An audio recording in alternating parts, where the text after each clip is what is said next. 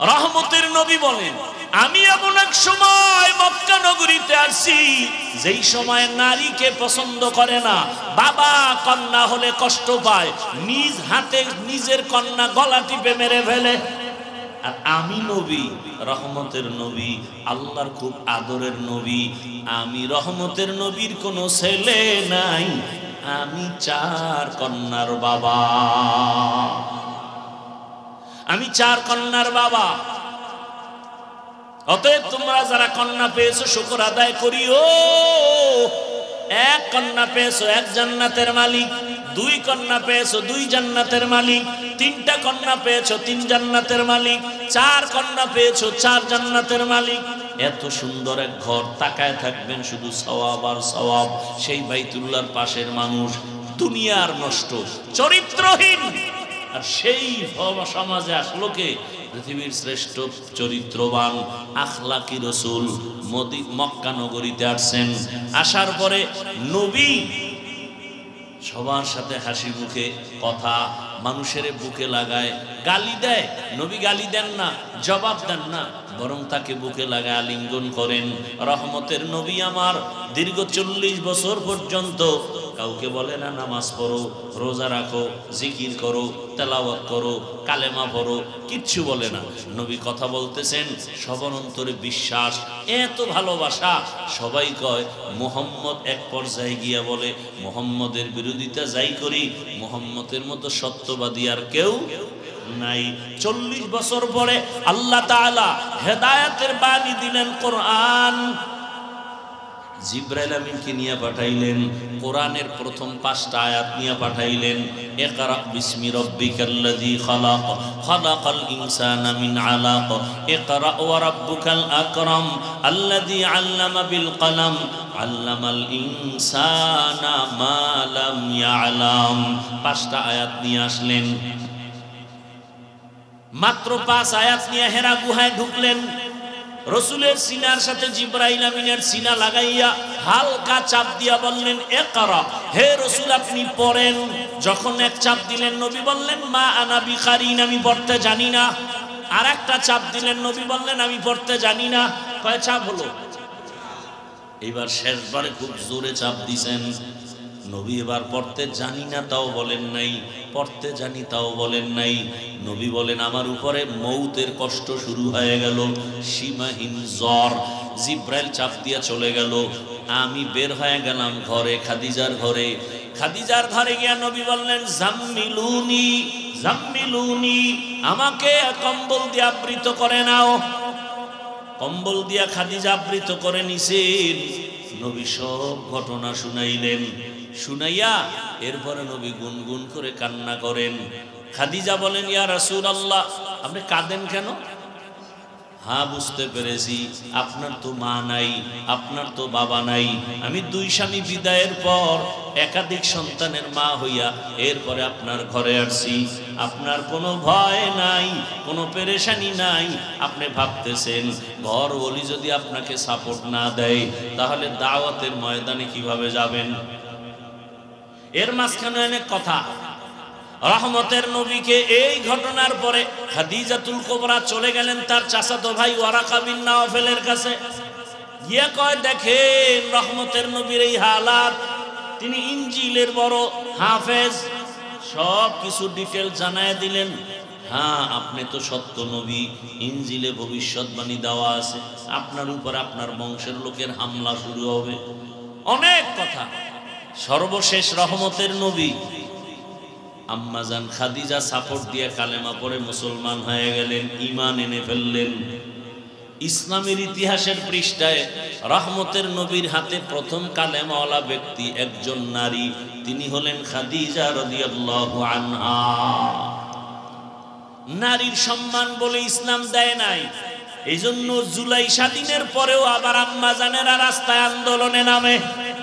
আবার ওদের পেছনে কিছু চরিত্রহীন লম্পটেরা সাপোর্ট দেয়। আল্লাহর জাতের কসম, ইসলাম ছাড়া নারীর মর্যাদায় দুনিয়ায় কেউ দেয় নাই, দিতেও পারবে না।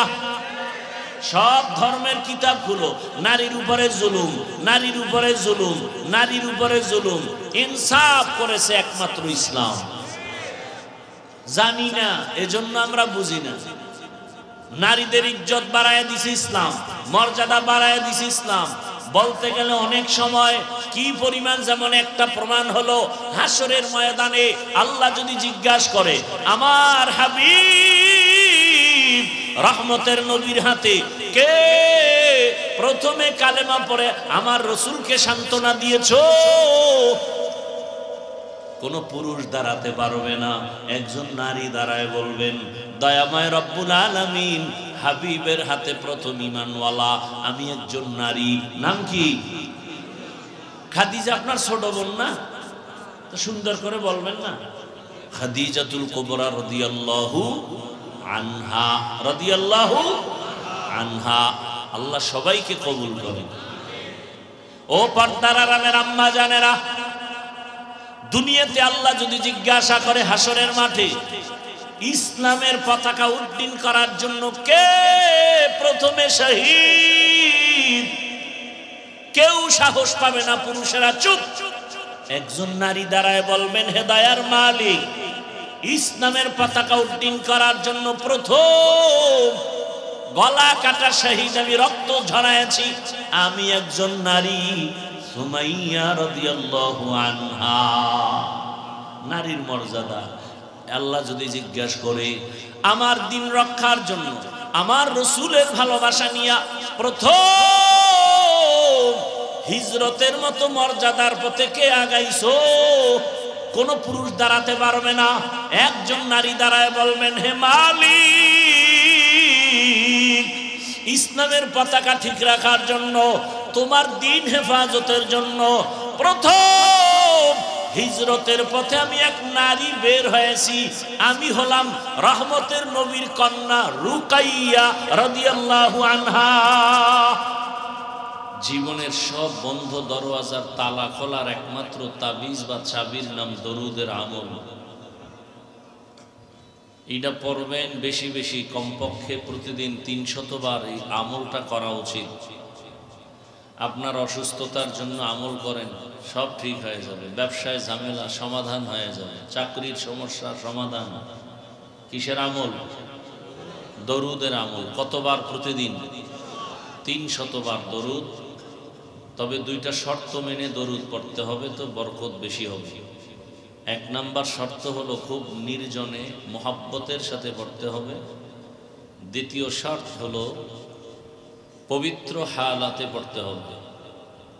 নির্জন সময়, ঘুমের আগে না হয় ফজরের নামাজের পরে, পবিত্র অবস্থায় জায়নামাজ বিছায় ওযু করে তসবিহ একটা হাতে নেবেন। তসবিহ চিনেন তো? মেশিনের তসবিহ না, অ্যানালগ তসবিহ, পাথরের তসবিহ। তসবিহ হাতে নিয়ে আমল করা সুন্নতে সাহাবা। তসবিহ হাতে নিয়ে আমল করা কি ভাই? সুন্নতে সাহাবা। এটা ভালো করে মুখস্থ করেন। তসবিহ হাতে নিয়ে আমল করা সাহাবা। এখন কেউ যদি বলে আমি নবী মানি, সাহাবা মানি না, কি এটা কেমন হলো? আমার এক বন্ধু বলতেছে, আপনার ছেলেরে আমি মুহাব্বত করি না, আপনাকে করি। তাহলে মুহাব্বত টিকবে কতকাল বলেন? এটা আসলে মুহাব্বত না, এটা ধোঁকা। এক সুন্দরী মেয়ের পেছনে যুবক দৌড়ায়, তো সুন্দরী মেয়ে খুব চালাক, বলে তুমি আমার পিছনে এত ঘুরো কেন? আমার বোন আছে, ছোট বোন, সে আরো সুন্দরী, পেছনে আসতেছে, যাও। ও যখন কল্লা ঘুরেছে আর জুতা দিয়ে বাড়ি, বলছো তুই তো আসলে আমার পাগল না, তুই সুন্দরীর পাগল, তুই রঙের পাগল। যারা বলেন নবী মানি, সাহাবা মানি না, আসলে নবীর দুশ্মন, ওর অন্তর বড় খারাপ। এজন্য ১৫০০ বছর আগে রসুলই বলে গেছেন, এরা মুসলমান হলেও ৭২ দল জাহান্নামীদের অন্তর্ভুক্ত। তাহলে তসবিহ হাতে নিয়ে আমল করা সুন্নতে সাহাবা। আজকে একটা আমলের নিয়ত করেন যে তসবিহ হাতে নেবেন, একটা তসবির দাম কত? শুধু আপনি হাতে নেবেন না, আপনার মাকে একটা তসবি কিনে দিবেন 2-1 দিনের মধ্যেই, পারবেন? আপনার বোনকে একটা তসবি কিনে দিবেন, এক কথায় ঘরের সব মহিলাকে তসবি কিনে দিবেন। তসবি হাতে থাকলে একবারও কি আল্লাহর নাম আসবে না? আর বাথরুমে গিয়ে এটা টানাটানি করেন না, আবেগ কন্ট্রোল করতে হবে। তাহলে তসবির হাতে নিয়ে 300 বার দরুদের আমল। দুনিয়াতে উম্মতের জন্য সহজ এবং সব সময়ের জন্য একটা উত্তম আমল হলো দরুদের আমল, পাওয়ারফুল এবং পারফেক্ট। সময় থাকলে নামাজেরটা পড়বেন, সময় কম থাকলে ছোট অংশটা পড়বেন। সাল্লাল্লাহু আলাইহি ওয়া আলিহি ওয়াসাল্লাম। আল্লাহ আমাদের বেশি বেশি বেশি বেশি দরুদের আমল করার তৌফিক দান করেন। আমাদের আকাবিরিনরা লিখছেন, যদি ওযু করে সবাই, আমরা যখন ওযু করি, ওযু করার পরে ওযুর দোয়া আছে না নেই? দোয়া পড়ার পরে একবার দরুদ ইব্রাহিমী পড়বেন, যেটা আমরা নামাজে পড়ি। খেয়াল করতেছেন তো? দরুদ ইব্রাহিমীটা পড়ে হাতের তালুতে ফু দিবেন, ফু দিয়ে এরপরে চেহারাটা এভাবে মুছে দিবেন। লাভ হবে না ক্ষতি হবে? বাস লাভ হবে, দেখতে থাকবেন, আমার বলার দরকার নেই, অনেক লাভ।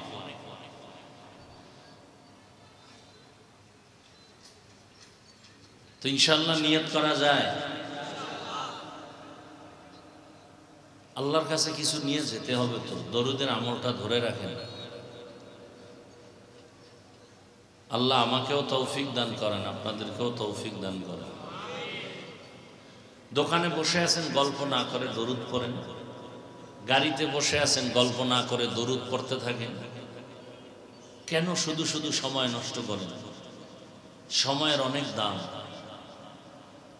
আল্লাহ বুঝার আমল করার তৌফিক দান করেন। যাদের আয়োজনে আজকের এই প্রোগ্রাম, একটি মাদ্রাসাকে কেন্দ্র করে আজকের এই মাহফিল, পৃথিবীতে ইসলামকে টিকিয়ে রাখার একমাত্র স্থায়ী ব্যবস্থার নাম মাদ্রাসা। মাদ্রাসা থেকেই আলেম, মুফতি, মুহাদ্দিস, মুবাল্লিগ, মুজাহিদ, পীর, খতিব সব তৈরি হয়। কোথায়? মাদ্রাসা। এজন্য দুনিয়ার ইসলাম বিদ্বেষীরা মাদ্রাসার উপরে টার্গেট করে বিভিন্ন তোকমা লাগায়। কিন্তু একটা কথা মনে রাখবেন, আপনি যদি হকের উপরে থাকেন, আল্লাহ তাআলা কুদরতের দ্বারা সাময়িক বিপদ আসলেও আল্লাহ চূড়ান্ত বিজয় দান করবেন। মাদ্রাসায় জঙ্গি প্রযোজন কেন্দ্র, মাদ্রাসায় বোম পাওয়া যায়, অস্ত্র পাওয়া যায়, এই কথাগুলো কিন্তু 15 বছর ধরে আমরা শুনতেছি না।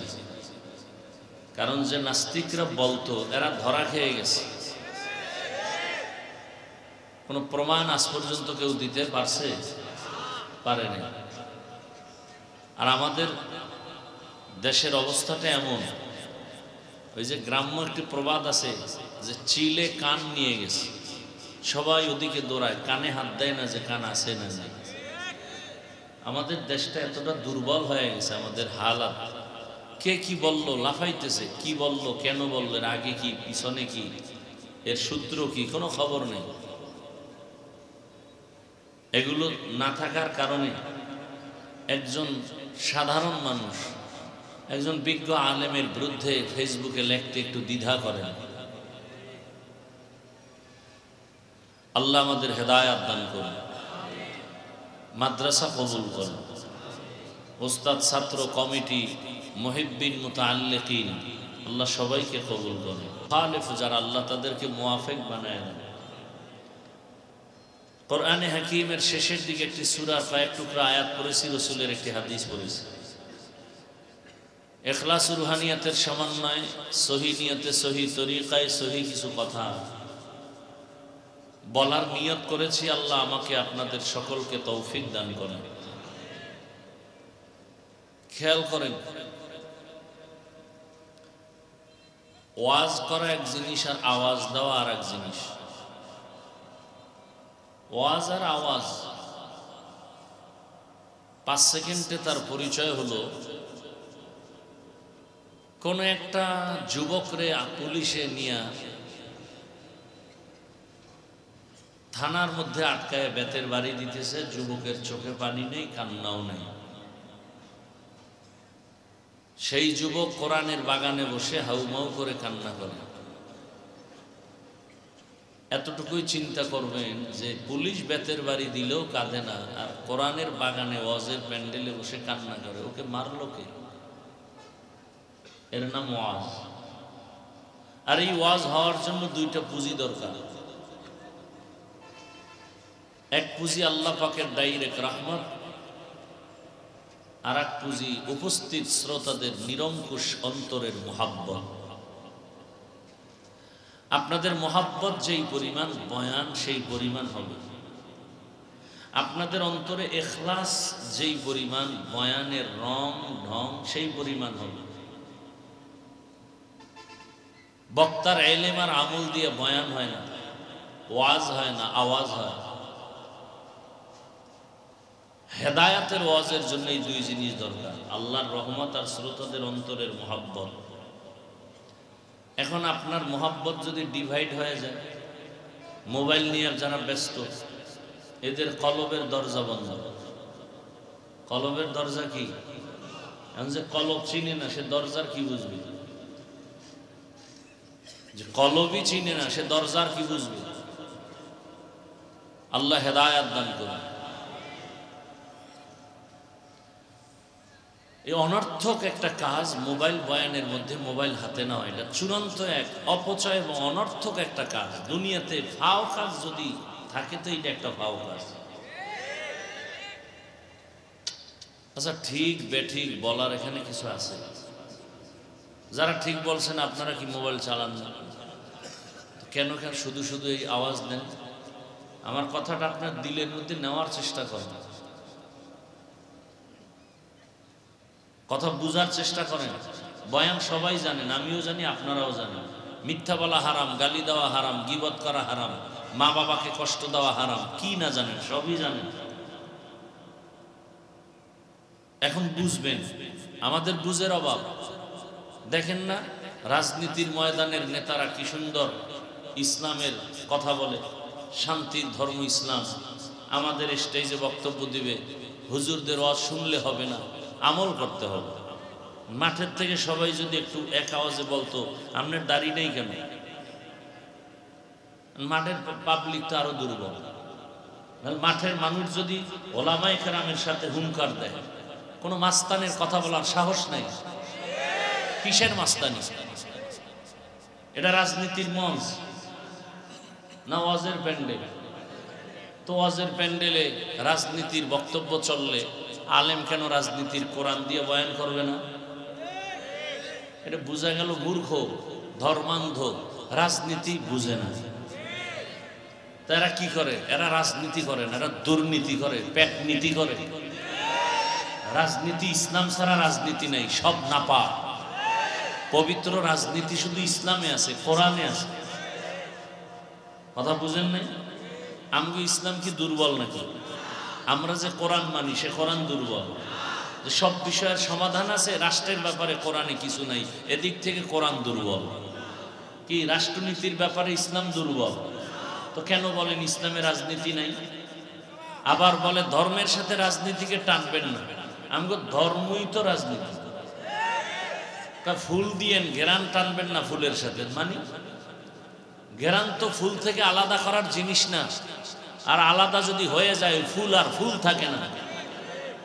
ধর্ম তো রাজনীতি, রাষ্ট্রনীতি নিয়েই আমাদের ধর্ম, অর্থনীতি নিয়েই আমাদের ইসলাম, সমাজনীতি নিয়ে আমাদের ইসলাম। ইসলাম তো সমাজনীতির বাইরে না। আমার ইসলাম তো রাজনীতির বাহিরে কিছু না, আমার ইসলাম তো অর্থনীতির বাহিরে কিছু না। সবকিছুর সমন্বয় ইসলাম। এটাকে আলাদা করবেন কিভাবে? আগুন পানি আলাদা করা যায়, চিনি পানি আলাদা করবেন কিভাবে? কি ধর্মের সাথে রাজনীতি, রাজনীতির সাথে ধর্মকে টানবেন না। চরম এক মূর্খতার পরিচয়। সুলাইমান পয়গম্বর গোটা দুনিয়া চালান নাই, সত্য কথা স্বীকার করেন। ইউসুফ নবী মিশরের অর্থমন্ত্রী ছিলেন না? বাদশাহ জুলকারনাইন গোটা দুনিয়া পরিচালনা করেননি? আমার রসুল মদিনার রাষ্ট্র চালান নাই? আবু বকর, ওমর, ওসমান, আলী রাষ্ট্র পরিচালনা করেন নাই? এগুলো ইসলামের বাইরে। কি বুঝাতে চান?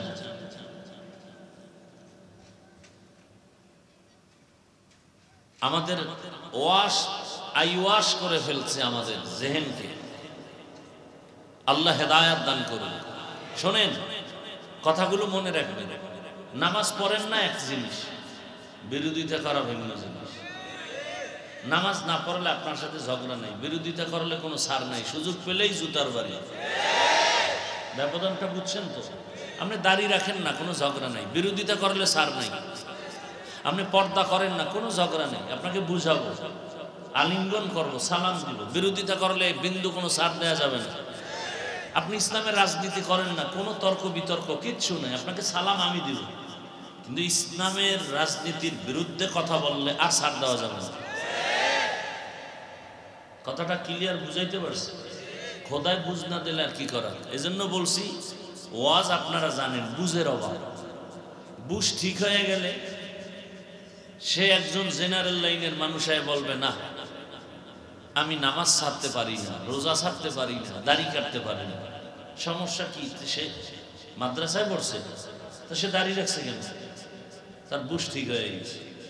আর আমি হুজুরের যদি বুঝ ঠিক না হয়, মহিলার পাশে বয়ে বলবো যে আমরা ইফতারি করি, তাই এটা সমস্যা নেই, দিল ঠিক সব ঠিক। বুঝের অভাব, এই বুঝ ঠিক করা দরকার। এজন্য রাসূল বলেন, মাইয়ুরিদিল্লাহু বিহি খাইরান ইউফাক্কিহু ফিদ্দীন। আল্লাহ যাকে বেশি মহব্বত করেন তাকে তাফাক্কুহ ফিদ্দীনের মাকাম দান করেন। তাফাক্কুহ ফিদ্দীন আর একটা হলো তাআল্লুম ফিদ্দীন, দিন সম্পর্কে জানা, আর একটা হলো দিন সম্পর্কে মানা। যে যাকে চিনে না সে তাকে মানে না, যে যাকে চিনে সে তাকে মানার মতো মানে। আপনাকে কোনো বিধর্মী যদি জিজ্ঞাসা করে, এই ভাই তোমাদের ইসলামটা কেমন, আপনি কি বলবেন? খুব খারাপ। কি বলবেন? ভালো। বলবে কেমন ভালো? তোমাদের ইসলামে কি সব বিষয়ের সমাধান আছে? আপনি বলবেন হ্যাঁ আছে ঠিক, তবে রাষ্ট্রের ব্যাপারে একটু দুর্বলতা আছে। তো কেন বলেন রাজনীতি নাই? এতটুকু বলবেন ইসলামে দুর্নীতি নেই, পেট নীতি নাই। ইসলামে নাই মানে আমরা তো এমন দুর্বল ইসলাম না, আমরা তো পাওয়ারফুল ইসলাম মানি।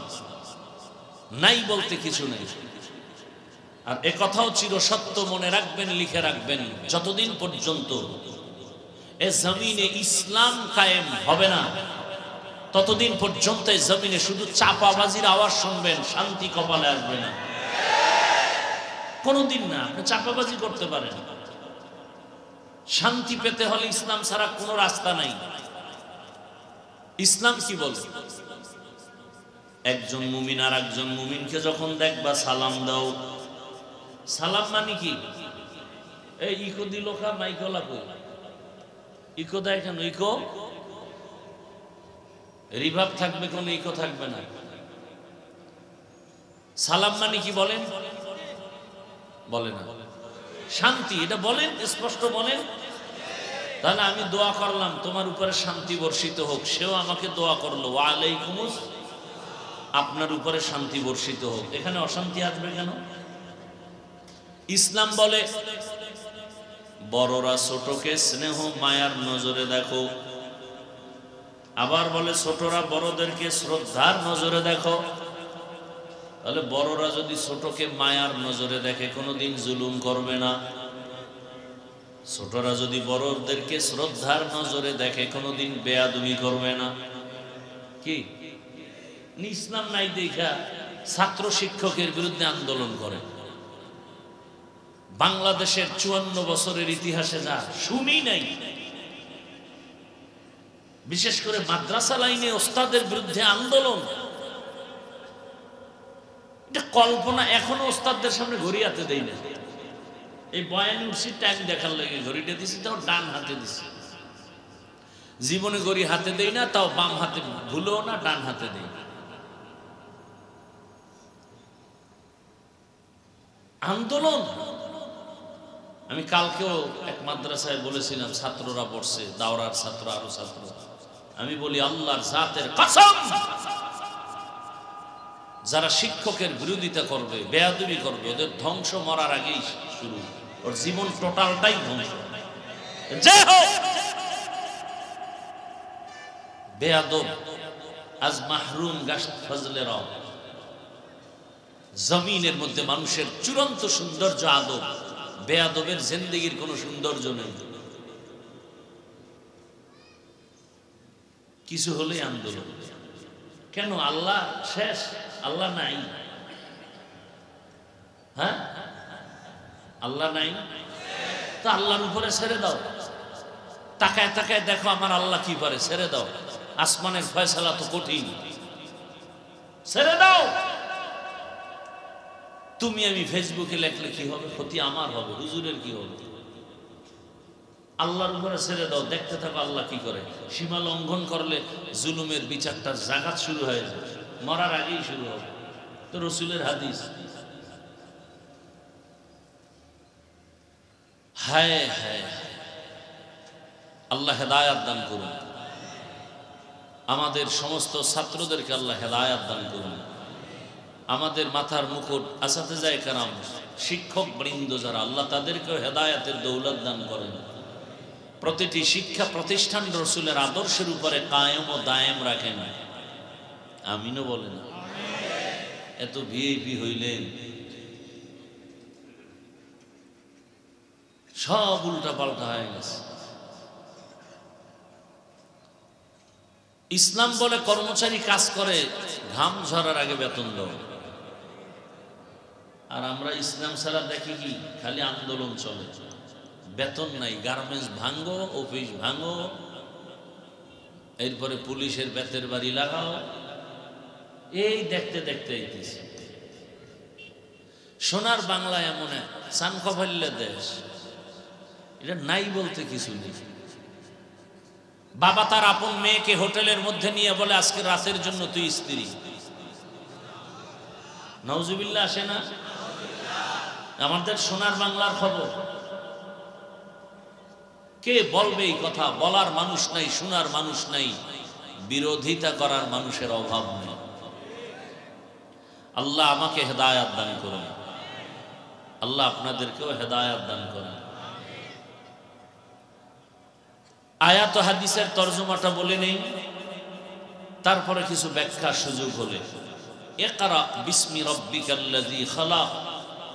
হে রাসূল করিম সাল্লাল্লাহু আলাইহি ওয়া আলিহি ওয়াসাল্লাম, আপনি পড়ুন আপনার রবের নামে। খালাকাল ইনসানা মিন আলাক, যেই রব সৃষ্টি করেছেন ইনসানকে জমাট রক্ত থেকে।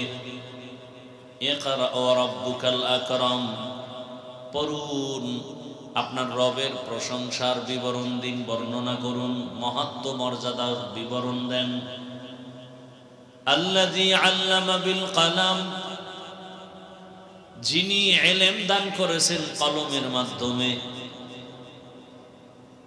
আল্লামাল ইনসানা মা লাম ইয়ালাম, এমন জ্ঞান দান করেছেন যেই জ্ঞান সম্পর্কে ইনসান ছিল অনবহিতদের অন্তর্ভুক্ত। সাউন্ডটা ভেঙে যায় কেন? ও মাইকলা ভাই, এই রিভার্বটা কমাও। সাউন্ডটা ফেটে যায় কেন? আওয়াজটা ফেটে যায় কেন? হাদিসে রাসূল বলেন, খায়রুকুম মান তাআল্লামাল কুরআনা ওয়া আল্লামা। এই মিক্সার মেশিন কই? কোথায়? এখানে চালায় কি? অপারেটর আসলটা আছে না নকলটা? সাউন্ডটা ফেটে যায় কেন?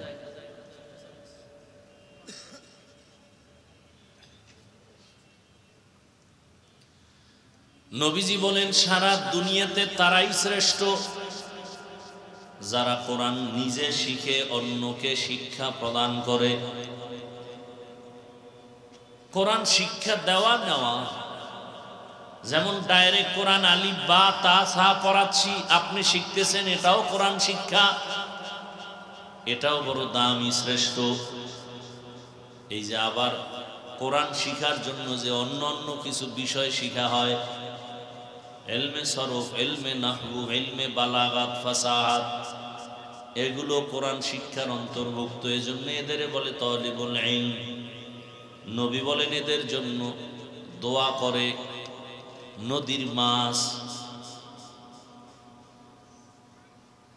গর্তের পিপিলিকা পর্যন্ত দোয়া করে, কারণ এরা তালিবুল ইলম।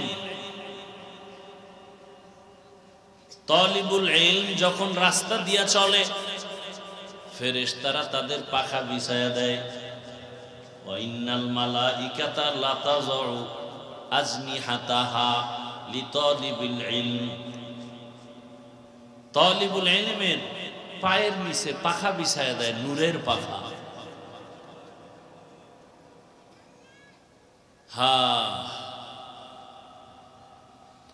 ওয়া ইন্নাল আলিমা লা ইস্তাগফিরু লাহু মান ফিস সামাওয়াতি ওয়া মান ফিল আরদ হাত্তাল হিতানু ফিল মা।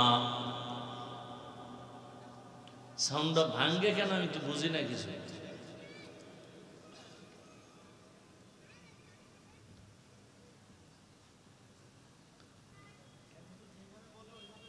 পানির ভেতরের যে মাছ আছে, মাছ, এরাও দোয়া করে কার জন্য? যে বিড়িটা নেই। কার জন্য? যে আলিফ বাতা শিখে, ইলম শিখে। কারণ ইলম আল্লাহর দেওয়া ইলম। এই ইলম শিক্ষা করার জন্য আল্লাহ কিছু মানুষ নির্বাচন করেছেন, যারা শিখবে, যারা শিখাবে। এদের মতো দামি জমিনে আর কেউ নাই। যেমন আমরা প্যান্ডেলে বসছি, বয়ান চলতেছে, আমরা কোরআন হাদিসের কথা বলি, আপনারা শুনতেছেন, শিখতেছেন।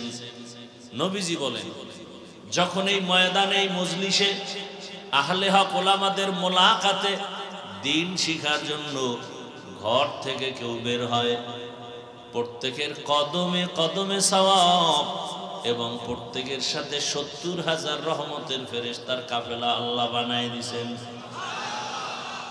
এখানে আইসা বসার পর এরকম একটা মজলিস আরশে আজিমে চলতেছে, আল্লাহ নিজে আলোচনা করতেছেন, আমাদের প্রশংসা করতেছেন ফেরেশতাদের সামনে।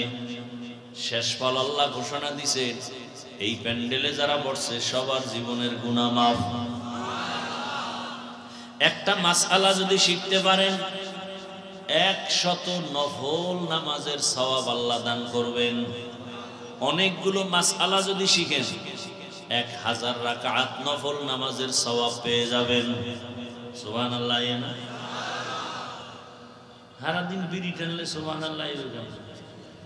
ফজর পড়ে নাই, জোহর পড়ে নাই, আসর পড়ে নাই, মাগরিব পড়ে নাই, এশাও পড়ে নাই। এগুলো আমরা আশিকের রাসূল। অথচ রহমতের নবী বলেন, কাফের, বেঈমান আর মুমিনের মাঝখানের প্রাচীরের নাম নামাজ। মুমিন কারা বলে নামাজ ছাড়ে না, বেঈমান কারা বলে নামাজ পড়ে না। নামাজের দ্বারা পরিচয় কে মুমিন, কে মুমিন না। তো আমরাও শ্রেষ্ঠ মজলিসের অন্তর্ভুক্ত, যদি নিয়ত ঠিক থাকে। আল্লাহ আমাদেরকে কবুল করেন। আসেন আয়াত নিয়ে কিছু কথা বলি। তরজমা বলা শেষ, ব্যাখ্যায় যেতে ২-৪ মিনিট ভূমিকা স্বরূপ কিছু কথা খেয়াল করেন। আল্লাহ পাক রব্বুল আলামিন জমিনে মানুষকে সৃষ্টির শ্রেষ্ঠ মর্যাদা দিছেন বলে সিদ্ধান্ত নিয়ে মানুষ বানাইছেন। মানুষ বানায়া সিদ্ধান্ত নেন নাই, বানাবার আগেই নিছেন। নূরের সৃষ্টি ফেরেশতারা শ্রেষ্ঠ না, আগুনের সৃষ্টি জিনেরা শ্রেষ্ঠ না। আল্লাহ তাআলা সিদ্ধান্ত নিয়েছেন মাটির সৃষ্টি মানুষ হলো শ্রেষ্ঠ। ওয়ালাকাদ কাররামনা বানি আদম ওয়া হামালনাহুম ফিল বাররি ওয়াল বাহরি ওয়া রাযাকনাহুম মিনাত তাইয়্যিবাত ওয়া ফাদ্দালনাহুম আলা কাসীরিন মিম্মান খালাকনা তাফদীলা। বনি আদম বড় দামি, আল্লাহ তাআলা এদেরকে এত দামি বানায় দিলেন। এরা দুনিয়াতে আসার আগের থেকেই দামি আল্লাহ করলেন।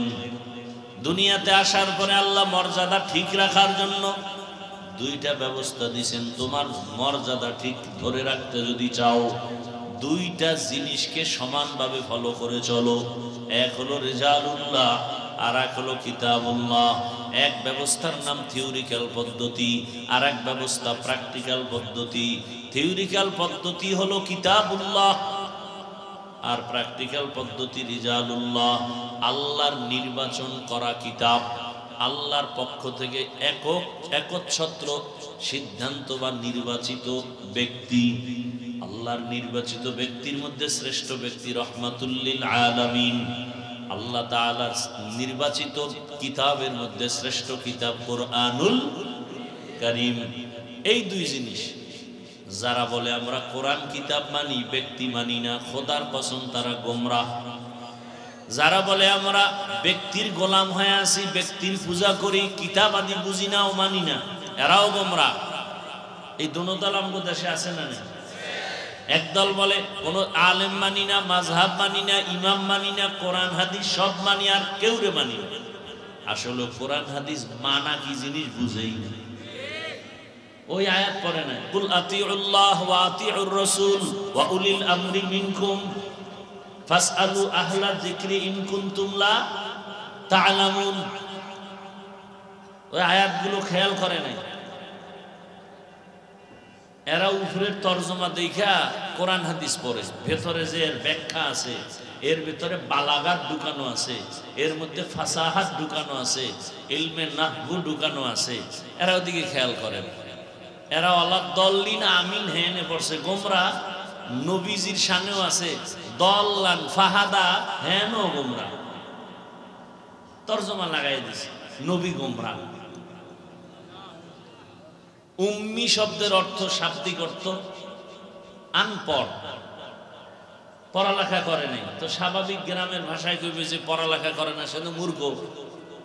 বাস এই তরজমা লাগাই দিছে, হুয়াল্লাযী বা'আসা ফিল উম্মিয়্যিনা রাসূলাম মিনহুম ইয়াতলু আলাইহিম আয়াতিহি ওয়া ইউযাক্কিহিম ওয়া ইউআল্লিমুহুমুল কিতাবা ওয়াল হিকমা ওয়া ইন কানু মিন ক্বাবলু লাফি দালালিম মুবিন। আল্লাহ আমি উম্মি নবী পাঠাইছি। এখন উম্মির শাব্দিক অর্থ লাগাই দিছে নবী মূর্খ। কি আউযুবিল্লাহ না নাউযুবিল্লাহ? আল্লাহ হেদায়েত দান করুন। এজন্য ব্যাখ্যা লাগবে কি লাগবে না? তবে মন করা ব্যাখ্যা করা যাবে না। রাসূল কি ব্যাখ্যা করছেন সাহাবাদের থেকে নাও। সাহাবায়ে কেরাম সেই ব্যাখ্যা তাবিঈনকে করছেন, তারা আবার তবে তাবিঈনকে করেছেন। তাদের ব্যাখ্যা এভাবে ধারাবাহিক ওলামায়ে কেরাম করেছেন। ওলামায়ে কেরামের ব্যাখ্যা নাও, কারণ তোমার ব্যাখ্যা চলবে না। কারণ তাদের চোখ দুইটা তোমার চোখ থেকে ভালো, তাদের কলবটা তোমার কলব থেকে ভালো, তাদের জবানটা তোমার জবান থেকে ভালো, তাদের চিন্তা চেতনা তোমার থেকে তাদের অনেক ভালো। ইচ্ছা করে তারা গুনার কাছেও যায় না, গুনাহ যদি হয়ে যায় তওবা করতেও দেরি করে না। আর আমরা ইচ্ছা করে গুনাহ করি, তওবাও করতে চাই না। কেউ ধরায় দিলে কয় তুমি কদ্দুর ভালো, বাস বাস একটা দিয়ে দিই। আমার জীবনে ভুল ধরাইয়াও দিই। এজন্য আমি মাঝে মাঝে বলি, ভুল করা, নিজের ভুল নিজে ধরা, ধরতে পারা এক নেয়ামত, কেউ ধরাইয়া দিলে স্বীকার করা আর এক নেয়ামত। নামনের মধ্যে কোনটা আছে? নিজের ভুল নিজে ধরতে পারা এটা এক নেয়ামত, আর কেউ ধরায় দিছে স্বীকার করে নিছেন এটা আর একটা নেয়ামত। আপনারা কোন কোন লাইনে আছেন? নিজের ভুল নিজেও ধরেন না, কেউ ধরায় দিলেও মানেন না, উল্টা এর বিরোধিতা করেন, আকাম করেন। আপনি ধরায় দিছে দোষ সপ্তাহ। আল্লাহ হেদায়েত দান করেন। তাহলে দুনিয়াতে আল্লাহ মানুষের শ্রেষ্ঠত্ব ধরে রাখার জন্য দুই ব্যবস্থা দিলেন, ব্যক্তি আর কিতাব। এই দুইয়ের মধ্যে শক্তিশালী ব্যক্তি কিতাবের তুলনায়। এজন্য ব্যক্তি আসছে আগে, কিতাব আসছে পরে। ব্যক্তি আসছে বেশি, কিতাব আসছে কম। শ্রেষ্ঠ ব্যক্তি রহমাতুল লিল, শ্রেষ্ঠ কিতাব কোরআনুল কারীম। কোরআন কোরআন মোহাব্বত লাগায় বলা যায় না, কোরআনুল কারীম। এখন নবী তো নাই, নাকি আসবে মাঝে মাঝে? কেন গত রবিউল আউয়াল আসে না মদনপুর? আরে আসছে, আপনারা টের পান নাই। আরে অনেক স্টেজে তো চেয়ার রাখে খালি, রসুল এসে বসবে। কেমন মানুষ! মদিনার থেকে রসুল হে নাইব, কার জন্য নাইব? আমগো দাড়ি কামানি না, সুদ কর ঘুষখুর দিয়ে দেখতে কত ঠেকা রসুল। আল্লাহ হেদায়েত দান করুন। ভাইরা আমার, পারলো সাউন্ডটা ঠিক করতে? এ তোমার আসল মিস্ত্রি কই? তো বুঝে না, এগুলো বুঝে না বাংলা।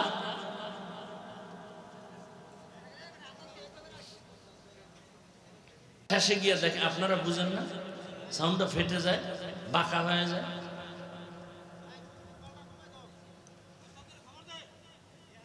ভাইরা আমার খেয়াল করেন, ও ঠিক করতে করতে টাইম শেষ, বুঝেন না?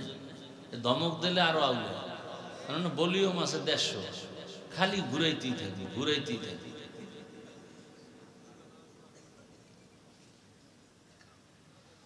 আল্লাহ, তাহলে রসুল নাই, কিয়ামতের আগে আর কোনদিন আসবেন, বয়ান দিবেন, ভালো করে মনে রাখবেন। সাহাবায়ে কেরাম আর কোনদিন আসবেন না, বড় বড় আইম্মায়ে কেরাম আর আসবেন না, আউলিয়ায়ে কেরামদের যারা বড় তারাও আর আসবেন না।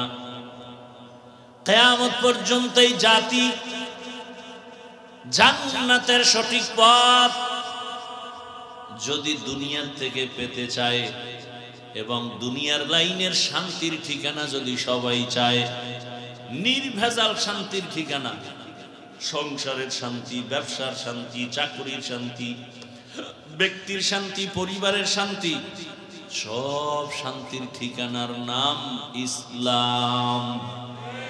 শান্তির ঠিকানার নাম কি? আর এই ঠিকানা সঠিকভাবে নিঃস্বার্থভাবে উম্মতের দেখায় দিবে একমাত্র উলামায়ে কেরাম। এই জন্য নবী বলেন, আল উলামা ওয়ারাসাতুল আম্বিয়া, উলামায়ে কেরাম আম্বিয়ায়ে কেরামের ওয়ারিস। কিন্তু এরা টাকা পয়সার ওয়ারিস না। উলামায়ে কেরাম রাসূলের কি ওয়ারিস? কথা শেষ। টাকা পয়সার ওয়ারিস না বললেন কেন? হ্যাঁ, আল্লাহ বুঝাই দিছেন, এর মধ্যে টাকার লোভ ঢুকতে পারে না। তোমরা টাকা পয়সার ওয়ারিস না, তার মানে তোমাকে টাকা পয়সার চিন্তা করা যাবে না, সেই চিন্তা করবেন আল্লাহ। তোমার চিন্তা উম্মতের হেদায়াত। ওয়াজআলনা মিনহুম আইম্মাতান ইয়াহদুনা বিআমরিনা। আরে আমরা বুঝি না আমগো কাম কি, আমরা বাক করে ফেলছি। জিকির টিকির কয়টা আলেমগো কাজ না। এই জিকির করবে পিসাবরা, জিকির এলি সব পিসাবগো। অথচ আল্লাহ কি বলেন? ফাসআলু আহলা যিকরি ইন কুনতুম লা। আহলে জিকির দ্বারা এখানে মাকসাদ কি? ওলামা। আহলে জিকির দ্বারা উদ্দেশ্য কি? তো ওলামা ডাইরেক্ট বললেই তো হইতো, আহলে জিকির বলে ওলামা নিলেন কেন? কারণ কি? বালাগাত ঢুকো, আল্লাহর প্রত্যেকটা কথার মধ্যে কত লাইনের অলংকার ঢুকানো। আহলে জিকির মানে ওলামা। তাহলে ওলামা বললেই তো ডাইরেক্ট হয়, আহলে জিকির বললেন কেন? বলে ওলামা তো জিকির ছাড়া আলেম হতে পারে না। অল টাইম তার অন্তরে মাওলার জিকির, জবানে মাওলার জিকির। মান আহাব্বা শাইআন আকসারা যিকরাহু, যে যারে বেশি মহব্বত করে তার জিকির তার মধ্যে বেশি থাকে। উলামায়ে কেরাম এই জাতির ওয়ারিস, এই জাতির ইমাম। কিয়ামত পর্যন্ত জাতি নবী পাবে না, সাহাবা পাবে না, আউলিয়া পাবে না, বড় বড় ইমাম পাবে না, ইমাম বুখারীকে পাবে না, ইমাম আবু হানিফারে পাবে না। এই জাতি দুনিয়ার লাইনে শান্তির পথ দেখবে। এই জাতি ব্যক্তির জীবনের শান্তি, পরিবারের শান্তি, ব্যবসার শান্তি, চাকরির শান্তি, দুনিয়ার শান্তি, পরকালের শান্তির একমাত্র আয়নাই হলো উলামায়ে কেরাম। উলামায়ে কেরামকে দেখে মানুষ পানি পান করা শিখে, তাকায় থাকে হুজুরে কেমনে পানি পান করে, হুজুরে কেমনে জুতা পরে, হুজুরে কেমনে জামা পরে, হুজুরে কেমনে হাসে, এগুলো সব সাধারণ মানুষ দেখে। এই জন্য আমি আমার ইসলাহি প্রোগ্রামে মাদ্রাসায় প্রত্যেক মাসের দ্বিতীয় শুক্রবার ইসলাহ মাগরিবের পরে শুরু হয়, আসরের পরেই শুরু হয়ে যায়। মাগরিবের পরে সব সাধারণকে আলেমকে বয়ান, এশার পরে শুধু ওলামাদের মজলিস হয় খাস ওলামায়ে কেরাম। এই জন্য আমি বলছিলাম ইসলাহিতে, একজন আলেম শুধু আপনি কি মনে করছেন আপনি খাইবেন ঘুমাইবেন শেষ না। আমি হাফিজুর রহমান একজন ব্যক্তি না, আমার দায়িত্ব কতগুলো। আমি সন্তানের বাবা, অতএব সন্তানের কাছে আমি আদর্শ। আমি একজন স্বামী, স্ত্রীর কাছে আদর্শ। আমি একজন শিক্ষক, ছাত্রদের কাছে আদর্শ। আমি একজন মসজিদের খতিব, ইমাম, মুসল্লিদের কাছে আমি আদর্শ। আমি একজন উম্মতের বক্তা, উম্মতের কাছে আমি আদর্শ। আমি তাহলে আমারে কত মানুষ ফলো করে? সন্তান আমারে ফলো করে, আব্বার আদর্শ কেমন, স্ত্রী ফলো করে, স্বামীর আদর্শ দেখে শিখবো। আমার ছাত্র আমাকে ফলো করে, হুজুরের আদর্শ কেমন শিখবো। আমার মুসল্লিরা ফলো করে, ইমাম সাহেবের আদর্শ কেমন শিখবো। তাহলে আমি একজন আলেমের উপরে কত দায়িত্ব। আলেমদের যে কাজটা, এটা ডাক্তার পারবে না, ইঞ্জিনিয়ার পারবে না, এই কাজটা কোনো প্রফেসর পারবে না। কিন্তু প্রফেসরের কাজ আর একজনে কোনো রকম পারতে পারে, ডাক্তারের কাজ আর একজনে আঞ্জাম দিতে পারে, আলেমের কাজটা আর একজনে আঞ্জাম দিতে পারবে না। এজন্য আল্লাহ বলেন, আমি আলেমকে দায়িত্ব দিলাম, তুমি হেদায়েতের পথে মানুষকে ডাকো, আর তোমার সম্মান, তোমার ইজ্জত, তোমার রিজিকের সব ব্যবস্থার জিম্মেদারি আমি আল্লাহ।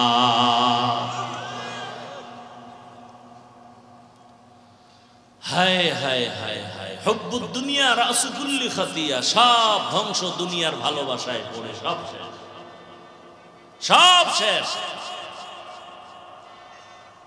এখন একটা সময় বাংলাদেশের ওলামায়ে কেরাম সব এক হইলে সব মানুষ বলে, হুজুর দুনিয়ায় বহু আকাম করছি, আপনারা সব এক হন, এবার একটা খেলা হয়ে যায়। কি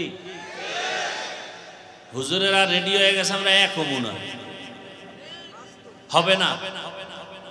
আবার একদল পিছনে টাকা ঢালতেছে কোটি কোটি, আলেম যেন এক হইতে না পারে। নাস্তিকদের মাথা গরম, বেঈমানের মাথা গরম, মুনাফিকের মাথা গরম।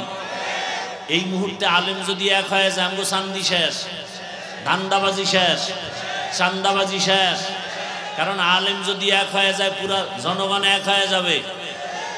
আর এই জমিনে কোনো নাস্তিক, কোনো বেঈমান, কোনো মুনাফিক আলেমদের চোখের দিকে তাকায় কথা বলার সাহস পাবে না।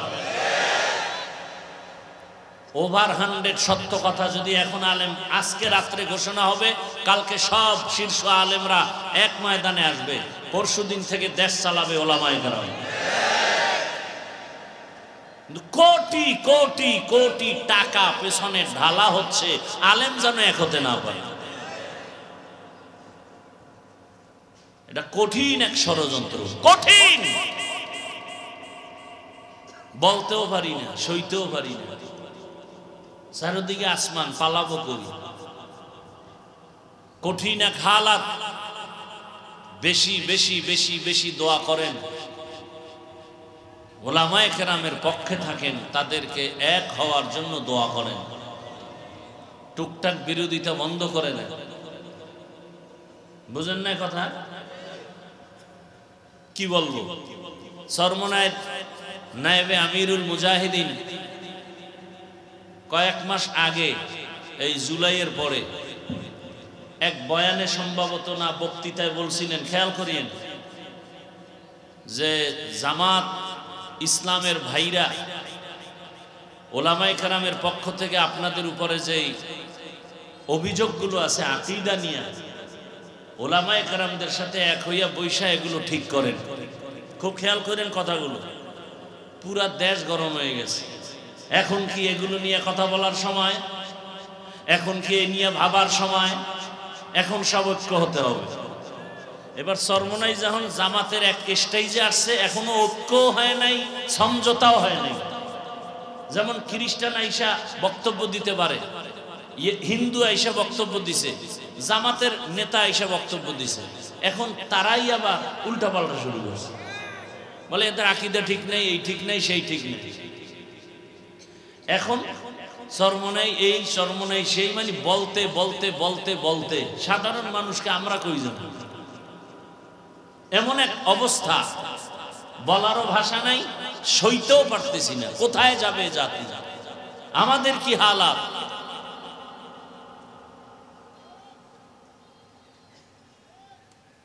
আপনারা জামাত চরমনাই ঐক্য হইছে এরকম কোন দলিল আছে? সমঝোতা হতে পারে, তাও পিশাব বলছে নির্বাচনের সিট এখানে জামাত থাকলে ইসলামী আন্দোলন বাক্স দিবে না, ইসলামী আন্দোলন দিলে জামাত বাক্স দিবে, এটা সমঝোতা সিটের ঐক্য না। সেদিন এক বড় আলেম, আমার খুব আপন মুরব্বী, বলতেছে এইটা হইল। আমি বললাম হইছে কোথায়? হইলে তো দেখবেন মিডিয়া আসবে, সাংবাদিক সম্মেলন হবে, ঘোষণা হবে। হুদা একটা ওই উঠে দিয়েছে, শুরুতে বলছি না, তদন্ত নাই, কিছু নাই, ফট করে সিলে কান নিয়ে গেছে, দৌড়াচ্ছে সিলের পিছনে। কান আছে না নাই খবর নেই। আল্লাহ হেদায়াত দান করুন। আবারও বললাম, উলামায়ে কেরামদেরকে আল্লাহ এক ও ন্যাক হয়ে কাজ করার তৌফিক দান করেন। তো আল্লাহ পাক দুই জিনিস দিলেন, কোরআন আর ব্যক্তি। নবী নাই, নবীর অবর্তমানে দায়িত্ব পালন করবে কারা? একমাত্র উলামায়ে কেরাম, একমাত্র। এই উলামায়ে কেরাম কোরআন সুন্নাহর আলোকে উম্মতকে পথ দেখাবেন, এবং এই পথ সঠিক এবং শ্রেষ্ঠ পথ, এর বাহিরের কোন পথ সঠিক না, শ্রেষ্ঠ না। আল্লাহ বুঝার তৌফিক দান করেন। আর এই পথ যেমন শ্রেষ্ঠ তেমন শান্তি কষ্ট আছে।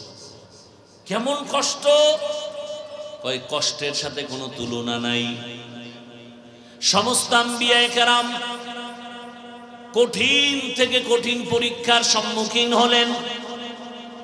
যেমন আপনার আমার রহমতের নবী, আল্লাহ তাকে যখন দুনিয়ায় পাঠাইছেন, জমিনের মানুষ ছিল বড় নাপাক, মক্কার মানুষ বড় নাপাক, অথচ মক্কার মতো ঘর সেখানে দাঁড়ানো।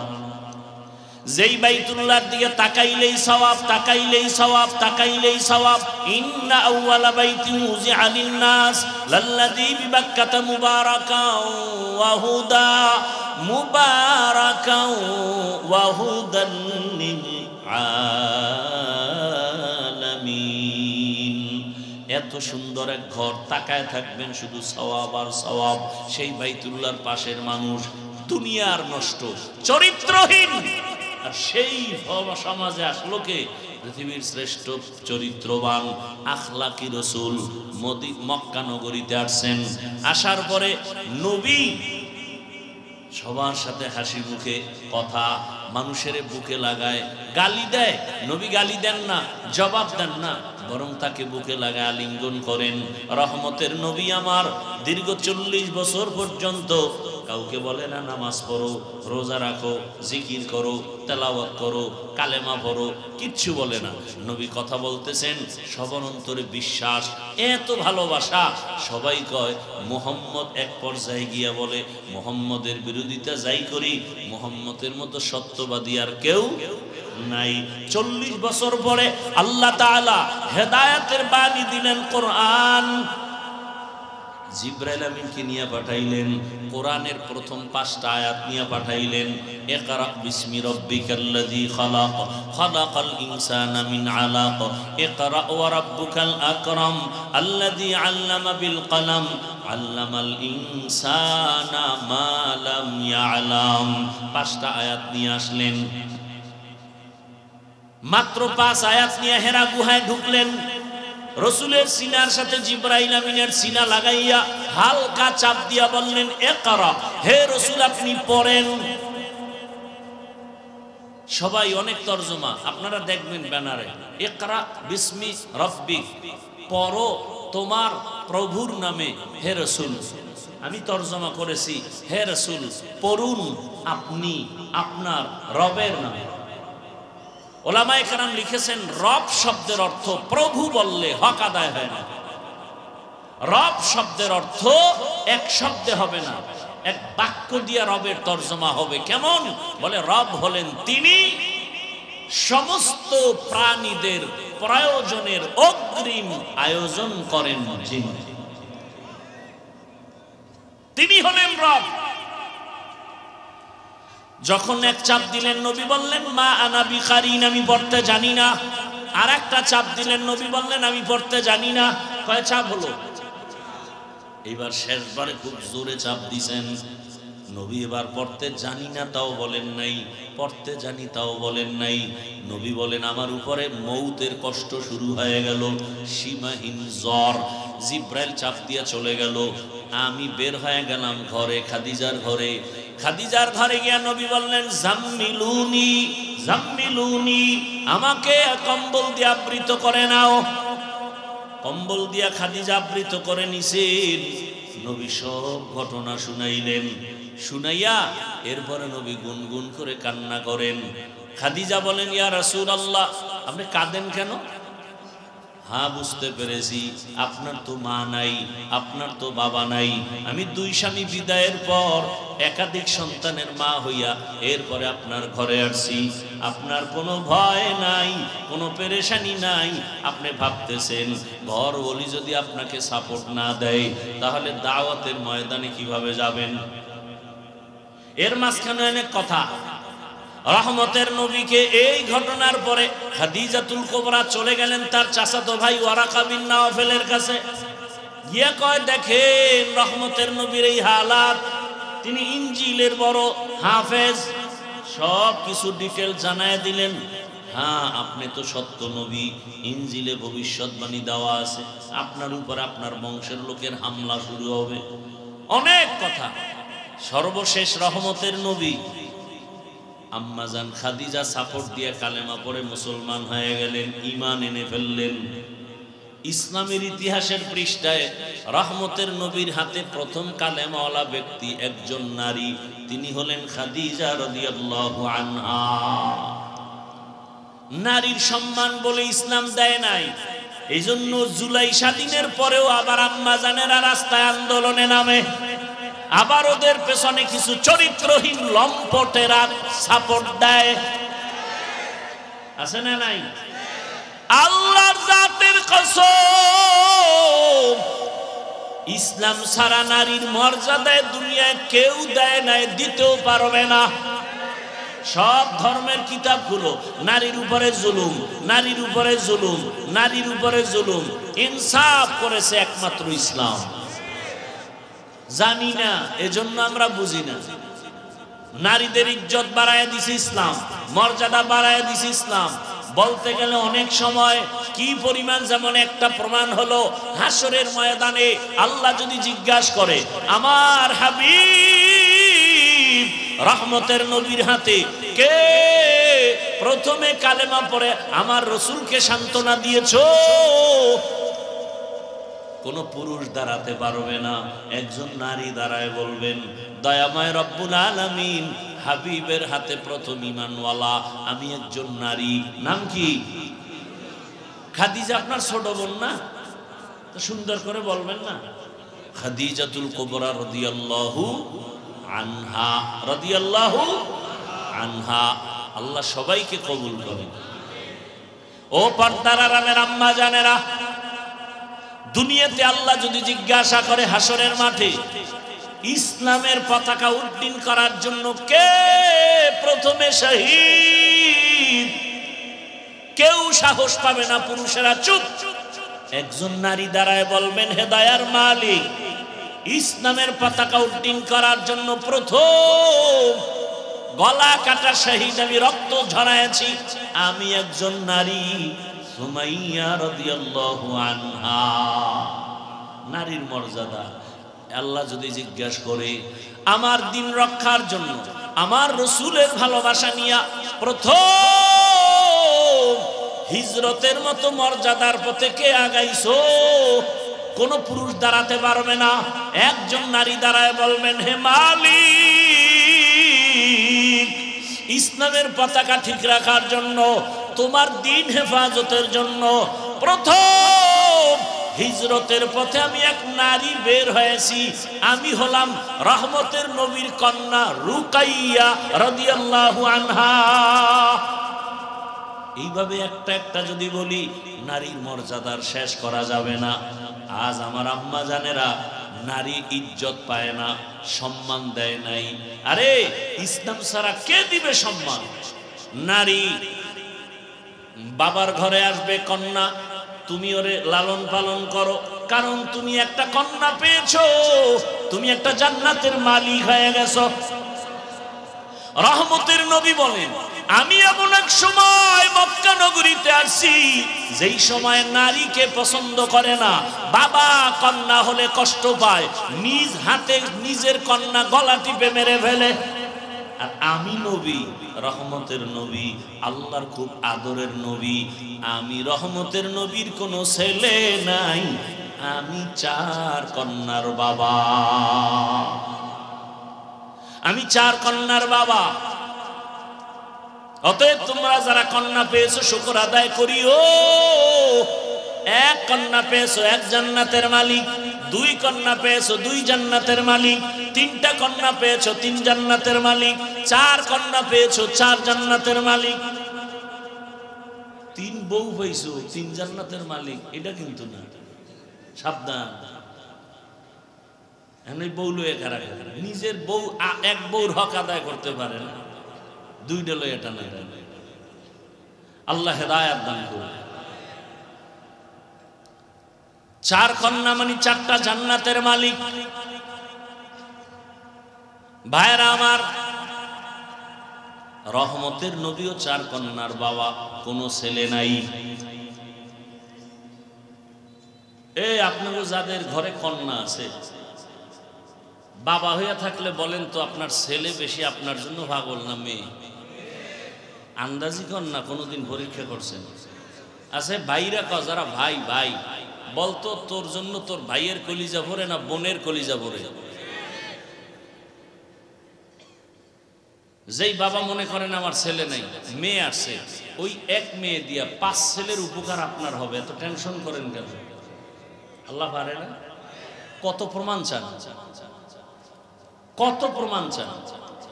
5টা ছেলে, একটা গাঞ্জাখোর, একটা মদখোর, এইভাবে হলে ছেলে দিয়ে কোনো লাভ আছে? কন্যা কেমনই জানি জাহিরি তো এক শান্তি, বাবার জন্য কলিজা খেয়ে ফেলে। শ্বশুর বাড়ি থেকে দৌড় মারছে, বাবায় অসুস্থ, দৌড়। বারবার টেলিফোন করে, আমার আব্বু জানেন কি খবর? চোখের পানি ধরে রাখতে পারে না। আবার যদি শুনে ভাই কষ্টে আছে, বিপদে আছে, অন্য ভাইয়ের টেনশন নাই, বোনের ঘুম নাই, পাগল হয়ে যায়। মা, আমার ভাইয়ের খবর কি? আল্লাহ কুদরতের কারিশমা দিয়া রাখছেন। রহমতের নবী আমার 40 বছর পরে কোরআন পাইলেন, মাত্র 5 আয়াত। 3 বছরে জিবরাইল আর আয়াত নিয়ে আসে না। এরপরে আবার আসলেন, ইয়া আইয়ুহাল মুদ্দাসসির কুম ফাআনজির ওয়া রাব্বাকা ফাকাব্বির ওয়া সিয়াবাকা ফাতাহহির। এইভাবে অল্প অল্প করে কোরআন আসতে লাগছে। কয়দিন? কয়দিন? এই কয়দিন? 23 দিন। 23 বছর লাগছে 250 গ্রাম কোরআন আইতে। তাও কার কাছে? সৃষ্টির শ্রেষ্ঠ মহাব্যক্তি, যার জেহেনের তুলনা নাই, জ্ঞানের তুলনা নাই, তার কাছে কোরআন আসতে লাগছে কয়দিন? আর সেই কোরআন আপনি রাইতে বইরা মুফাসসির, রাতারাতি বইরা মুফাসসিরে কোরআন। ও ভিজিটিং কার্ডে লিখতে তো 200 টাকার বেশি লাগে না। হ্যাঁ, মুফাসসিরে কোরআন এত সোজা। খালি আলিফ লাম মিম এই 3টা অক্ষরের ব্যাখ্যা। হ্যাঁ না, এটা আমি কিচ্ছু জানি না। ওয়াল্লাহু আলামু বিমুরাদিহি বিযালিক, আমি সারেন্ডার, আমি অজ্ঞ, আমি মূর্খ। আল্লাহ কাছে এত ভাল পারো কেন যে বহুত কিছু কামাইছো, এত এলেমের বাহাদুরি করো, তা আলিফ লাম মিমের ব্যাখ্যা কর। হ্যাঁ গিয়ে আমি কিচ্ছু পারি না, তো প্রথম দরজায় আটকে গেলি। কোরআনের প্রথম দরজায় তুমি সারেন্ডার হয়েছো যে আমি আলিফ লাম মিমের অর্থ জানি না। ওদিক দিয়ে আরেক দলে ফতুয়া মারতে আছে ইউটিউবের মধ্যে, অর্থ না যাই না পড়লে লাভ নেই, জ্বালা কি একদিক দিয়ে। এখন এর জিজ্ঞান দরকার আলিফ লাম মিমের অর্থ কি বলেন, পারি না। আপনার আব্বারে জিজ্ঞান কবরে গিয়ে, বাপেও পারে না, তাহলে পড়লে লাভ নাই, এই ফতুয়া কেন?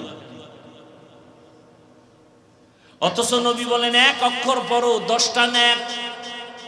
কয়টা নেক? আল্লাহর কোরআন শুধু তাকায় দেখো সওয়াব, কোরআনের লাইনে লাইনে আঙ্গুল টানো সওয়াব।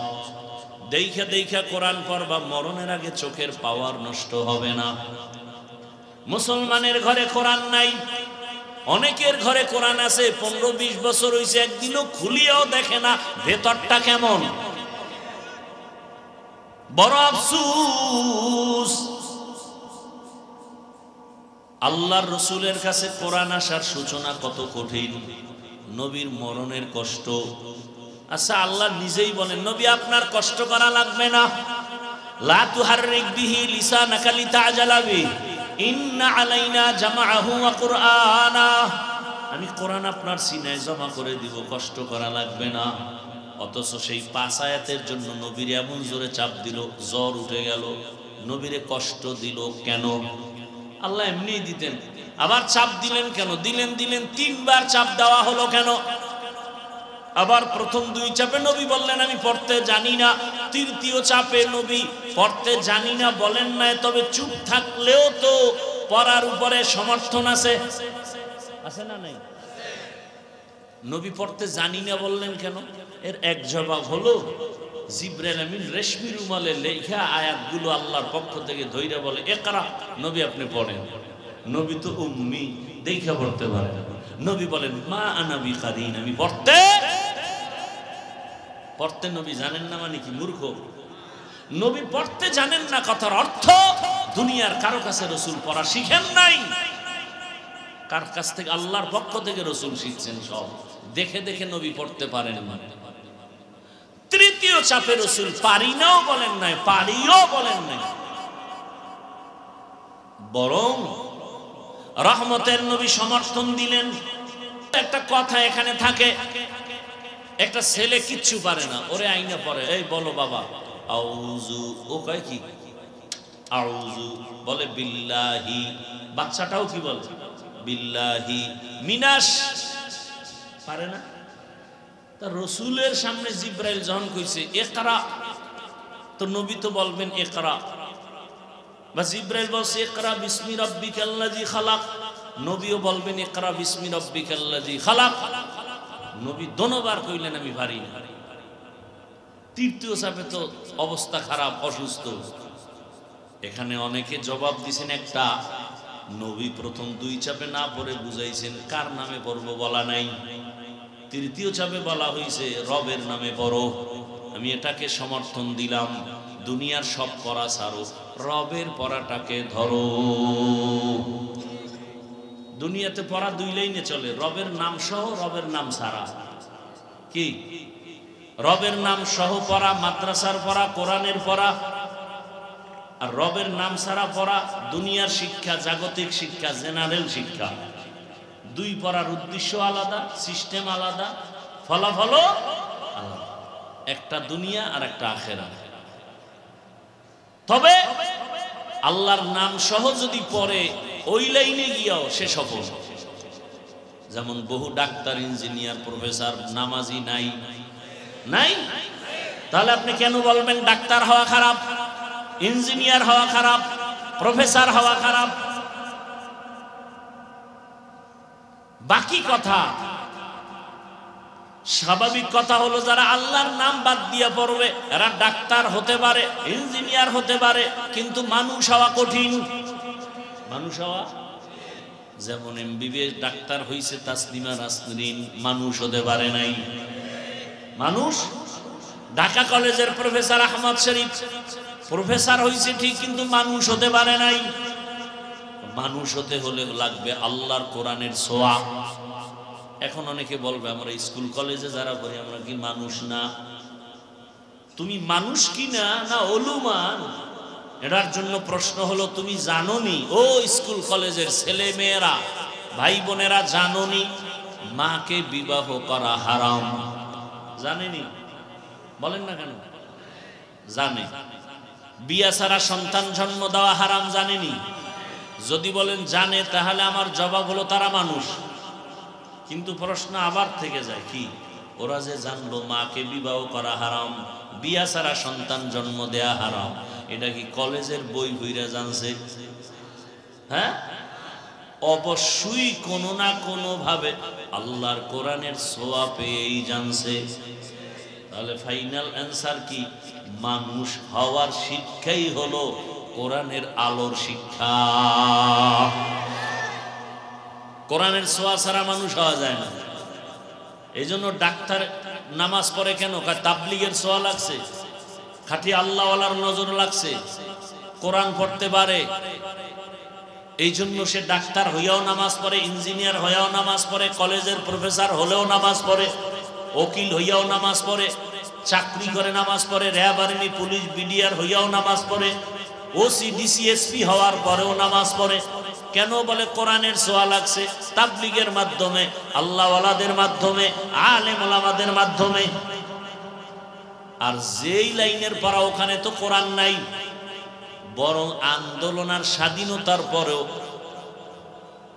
শিল্পী পাঠাচ্ছে স্কুলে, প্রাইমারিতে গান শিখাবে।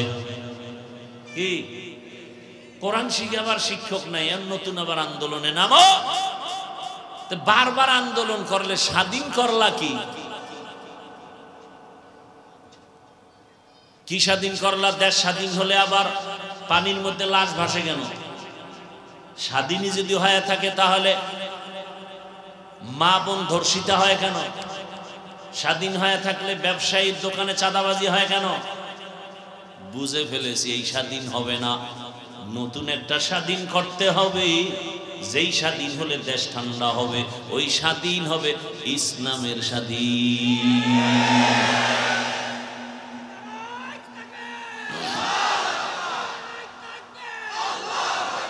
কিসের স্বাধীন? এই একটা স্বাধীন বাকি আছে, এটা কিসের স্বাধীন? এই ইসলামের স্বাধীন না হওয়া পর্যন্ত এই জমিনে শান্তি আসবে সম্ভব? রাগ করতেছেন না?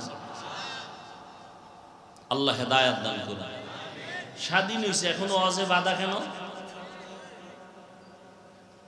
আর জনগণের বইলে দিছি, যে বাধা দেয় ওর নাম ঠিকানা ভিডিও করে আমু করছে দাও, ওই জালেমের সাইজ করার জন্য আন্দোলনে নেমে যাও বাবা। আল্লাহ হেদায়েত দান করুন।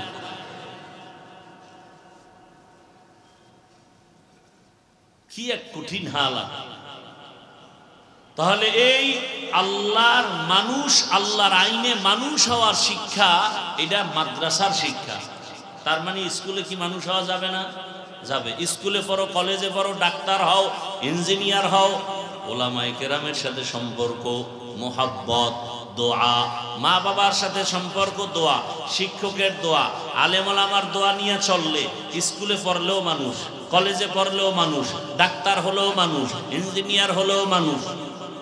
মূল ফ্যাক্টরি মাদ্রাসা, মূল। বাকি আমরা চাই কলেজেও কোরআনের আয়াতের তেলাওয়াত চালু হয়ে যাক। কি বলেন?